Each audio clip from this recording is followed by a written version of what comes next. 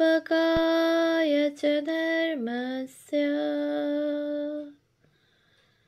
सर्वधर्म स्वरूपिणे अवतार वरिष्ठाय रामकृष्णाय ते नमः। শ্রী শ্রী রামকৃষ্ণ লীলা প্রসঙ্গ প্রথম ভাগ, পূর্বকথা ও বাল্য জীবন, সাধকভাব ও গুরুভাব পূর্বার্ধ। পূজনীয় স্বামী শারদানন্দজি মহারাজের রচনা। পৃষ্ঠা সংখ্যা 210, একবিংশ অধ্যায়, সাধকভাবের শেষ কথা। ষোড়শী পূজার পরে ঠাকুরের সাধন বাসনার নিবৃত্তি। ষোড়শী পূজা সম্পন্ন করিয়া ঠাকুরের সাধনযজ্ঞ সম্পূর্ণ হইল। ঈশ্বরানুরাগরূপ যে পুণ্য হুতবহু হৃদয়ে নিরন্তর প্রজ্বলিত থাকিয়া তাহাকে দীর্ঘ 12 বৎসর অস্থির করিয়া নানাভাবে সাধনায় প্রবৃত্ত করাইয়াছিল এবং ওই কালের পরেও সম্পূর্ণরূপে শান্ত হইতে দেয় নাই, পূর্ণাহুতি প্রাপ্ত হইয়া এতদিনে তাহা প্রশান্ত ভাব ধারণ করিল। ঐরূপ না হইয়াই বা উহা এখন করিবে কি? ঠাকুরের আপনার বলিবার এখন আর কি আছে, যাহা তিনি উহাতে ইতঃপূর্বে আহুতি প্রদান না করিয়াছেন? ধন, মান, নাম, যশাদি পৃথিবীর সমস্ত ভোগাকাঙ্ক্ষা বহু পূর্বেই তিনি উহাতে বিসর্জন করিয়াছেন। হৃদয়, প্রাণ, মন, বুদ্ধি, চিত্ত, অহংকার আদি সকলকেও উহার করার মুখে একে একে আহুতি দিয়াছেন। ছিল কেবল বিবিধ সাধনপথে অগ্রসর হইয়া নানাভাবে শ্রী শ্রী জগন্মাতাকে দেখিবার বাসনা। তাহাও এখন তিনি উহাতে নিঃশেষে অর্পণ করিলেন। অতএব প্রশান্ত না হইয়া উহা এখন আর করিবে কি? কারণ সর্বধর্মমতের সাধনা সম্পূর্ণ করিয়া অপর আর কি করিবেন? ঠাকুর দেখিলেন শ্রী শ্রী জগদম্বা তাহার প্রাণীর ব্যাকুলতা দেখিয়া তাহাকে সর্বাগ্রে দর্শনদানে কৃতার্থ করিয়াছেন। পরে নানা অদ্ভুত গুণসম্পন্ন ব্যক্তি সকলের সহিত তাহাকে পরিচিত করাইয়া বিবিধ শাস্ত্রীয় পথে অগ্রসর করিয়া ওই দর্শন মিলাইয়া লইবার অবসর দিয়াছেন। অতএব তাহার নিকটে তিনি এখন আর কি চাহিবেন?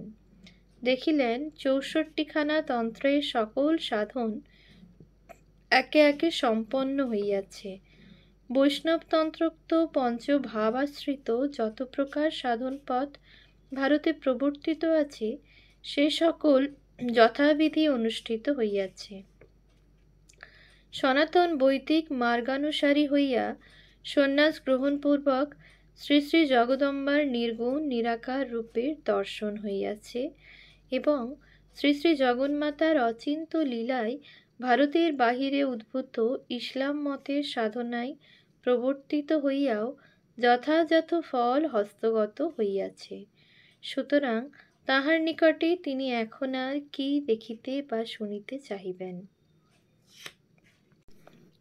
শ্রী শ্রী ঈশা প্রবর্তিত ধর্মে ঠাকুরের অদ্ভুত উপায়ে সিদ্ধিলাভ।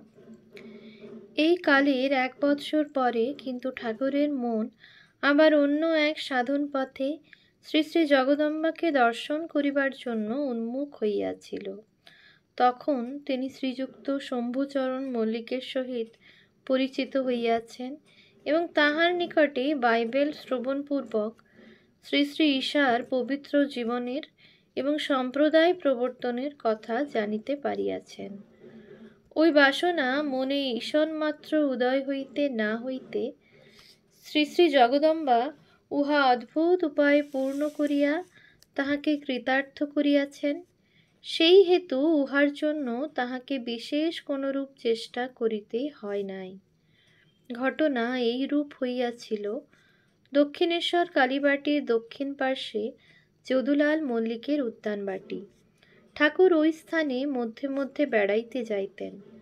যদুলাল ও তাহার মাতা ঠাকুরকে দর্শন করিয়া অবধি তাহাকে বিশেষ ভক্তি শ্রদ্ধা করিতেন।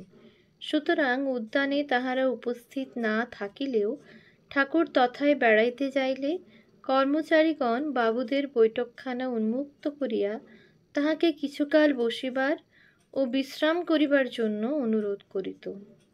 উক্ত গৃহের দেয়ালে অনেকগুলি উত্তম চিত্র বিলম্বিত ছিল।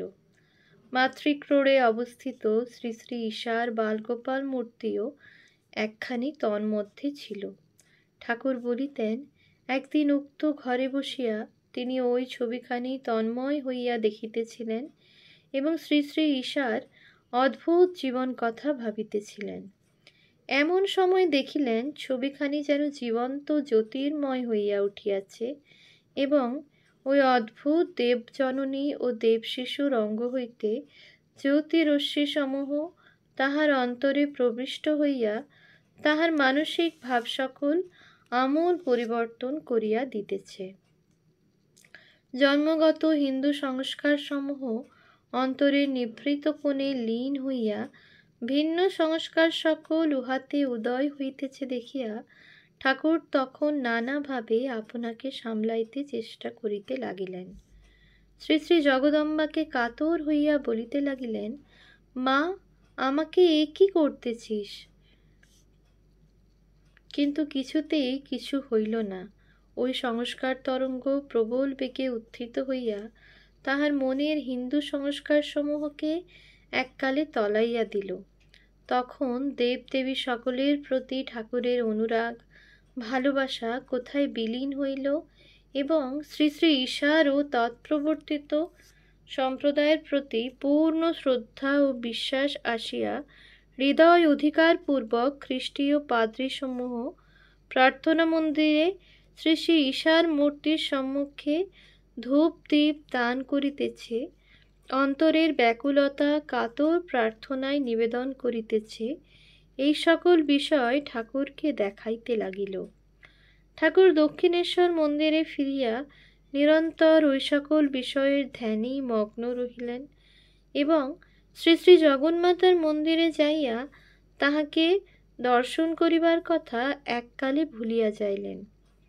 3 দিন পর্যন্ত ওই ভাবতরঙ্গ তাহার উপর ওই রূপে প্রভুত্ব করিয়া বর্তমান রহিল। পরে তৃতীয় দিবসের অবসানে ঠাকুর পঞ্চবটী তলে বেড়াইতে বেড়াইতে দেখিলেন এক অদৃষ্টপূর্ব দেবমানব সুন্দর গৌরবর্ণ স্থির দৃষ্টিতে তাহাকে অবলোকন করিতে করিতে তাহার দিকে অগ্রসর হইতেছেন। ঠাকুর দেখিয়াই বুঝিলেন ইনি বিদেশী এবং বিজাতি সম্ভূত।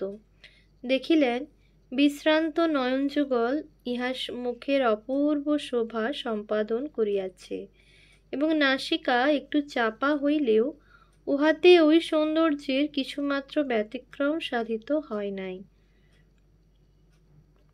ওই সৌম্য মুখমণ্ডলের অপূর্ব দেব ভাব দেখিয়া ঠাকুর মুগ্ধ হইলেন এবং বিস্মিত হৃদয়ে ভাবিতে লাগিলেন, কে ইনি? দেখিতে দেখিতে ওই মূর্তি নিকটে আগমন করিল এবং ঠাকুরের পূত হৃদয়ের অন্তঃস্থল হইতে ধ্বনিত হইতে লাগিল, ঈশামসি।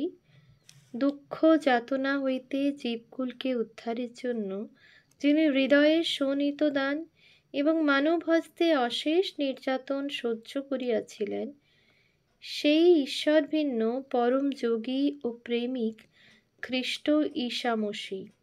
তখন দেবমানব ঈশা ঠাকুরকে আলিঙ্গন করিয়া তাহার শরীরে লীন হইলেন এবং ভাবাবিষ্ট হইয়া বাহ্যজ্ঞান হারাইয়া ঠাকুরের মন সগুণ বিরাট ব্রহ্মের সহিত কতক্ষণ পর্যন্ত একীভূত হইয়া রহিল।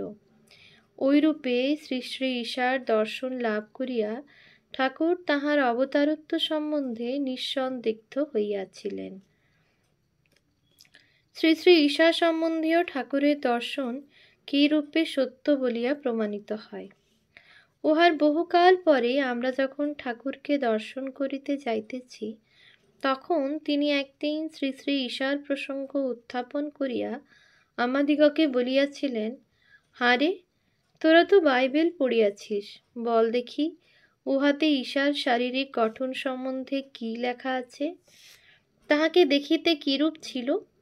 আমরা বলিলাম, মহাশয়, ওই কথা বাইবেলের কোনো স্থানে উল্লিখিত দেখি নাই, তবে ঈশা ইহুদি জাতিতে জন্মগ্রহণ করিয়াছিলেন, অতএব সুন্দর গৌরবর্ণ ছিলেন, এবং তাহার চক্ষু বিশ্রান্ত এবং নাসিকা দীর্ঘ টিকালো ছিল নিশ্চয়। ঠাকুর শুনিয়া বললেন, কিন্তু আমি দেখিয়াছি তাহার নাক একটু চাপা। কেন ওইরূপ দেখিয়াছিলাম কে জানে। ঠাকুরের ওই কথায় তখন কিছু না বলিলেও আমরা ভাবিয়াছিলাম তাহার ভাবাবেশে দৃষ্ট মূর্তি ঈশার বাস্তবিক মূর্তির সহিত কেমন করিয়া মিলিবে। ইহুদি জাতীয় পুরুষ সকলের ন্যায় ঈশার নাসিকার টিকালো ছিল নিশ্চয়ই, কিন্তু ঠাকুরের শরীর রক্ষার কিছুকাল পরে জানিতে পারিলাম ঈশার শারীরিক গঠন সম্বন্ধে 3 প্রকার বিবরণ লিপিবদ্ধ আছে, এবং উহার মধ্যে একটিতে তাহার নাসিকা চাপা ছিল বলিয়া উল্লিখিত আছে। শ্রী শ্রী বুদ্ধের অবতারত্ব ও তাহার ধর্মমত সম্বন্ধে ঠাকুরের কথা। ঠাকুরকে ওইরূপে পৃথিবীতে প্রচলিত প্রধান প্রধান যাবতীয় ধর্মমত সকলে সিদ্ধ হইতে দেখিয়া পাঠকের মনে প্রশ্নের উদয় হইতে পারে, শ্রী শ্রী বুদ্ধদেব সম্বন্ধে তাহার কিরূপ ধারণা ছিল। সেজন্য ওই বিষয়ে আমাদের যাহা জানা আছে তাহা এখানে লিপিবদ্ধ করা ভালো। ভগবান শ্রী বুদ্ধদেব সম্বন্ধে ঠাকুর হিন্দু সাধারণে যেমন বিশ্বাস করিয়া থাকে সেরূপ বিশ্বাস করিতেন।